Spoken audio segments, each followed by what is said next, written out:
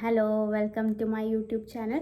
ഞാൻ ഇന്ന് വന്നിട്ടുള്ളത് തിമിരം അഥവാ കാട്രാക്റ്റിൽ വരുന്ന അത്ര കോമൺ അല്ലാത്ത എന്നാൽ നമുക്കത്ര നെഗ്ലക്റ്റ് ചെയ്യാൻ പറ്റാത്ത ചില കണ്ടീഷൻസിനെ കുറിച്ച് ഡിസ്കസ് ചെയ്യാൻ വേണ്ടിയിട്ടാണ്.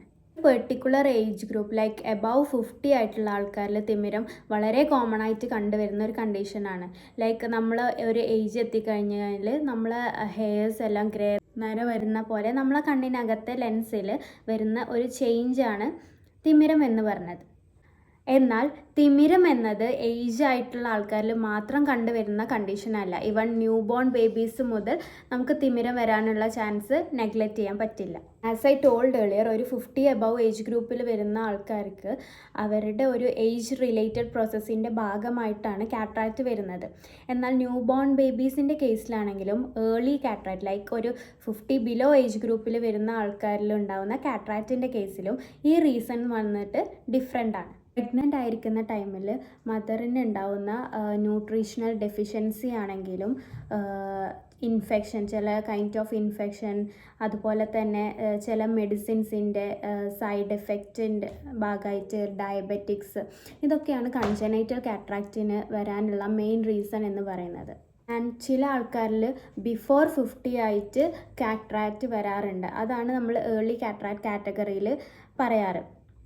ലൈക്ക് ഇത് വരാനുള്ള മെയിൻ റീസൺ വന്നിട്ട് സെർട്ടൈൻ മെഡിക്കേഷൻ, ചില മെഡിക്കേഷൻസ് ലൈക്ക് കോർട്ടിക്കോസ്റ്റിറോയിഡിൻ്റെ over usage, smoking, alcohol, over UV exposure, ഇതൊക്കെയാണ് മെയിൻ. അതുപോലെ തന്നെ ഹെറിഡിറ്റി പാരമ്പര്യമായിട്ട് വരുന്ന കാട്രാക്റ്റൊക്കെയാണ് മെയിൻ ഈ ഒരു ഏർലി കാട്രാക്റ്റിൻ്റെ റീസൺസ്. കാട്രാക്റ്റ് വന്ന് നമുക്ക് നമ്മളെ ഡെയിലി റൂട്ടീനിൽ ചെയ്യാനുള്ള ബുദ്ധിമുട്ട് ഉണ്ടാകുന്ന സമയത്താണ് നമ്മൾ അതിന് പ്രോപ്പറായി ട്രീറ്റ്മെൻറ്റ് എടുക്കേണ്ടത്.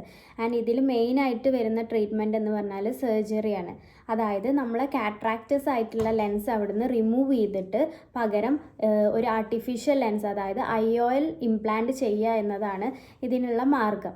ഓൾഡ് ഏജ് കാട്രാക്റ്റ് എന്ന് പറഞ്ഞാൽ അത് നമ്മളുടെ ബോഡിയിലുള്ള ഏജിങ്ങിൻ്റെ പ്രോസസ്സിൻ്റെ ഭാഗമായിട്ട് വരുന്നതാണ്. ബട്ട് ഏർലി കാട്രാക്റ്റ് നമുക്ക് ഒരു 50% നമ്മൾ വിചാരിച്ചാൽ തന്നെ നമുക്കത് വരാണ്ടിരിക്കാൻ, അല്ലെങ്കിൽ കാട്രാക്റ്റിനെ നമുക്ക് ഡിലേ ചെയ്യാൻ വേണ്ടിയിട്ട് പറ്റും.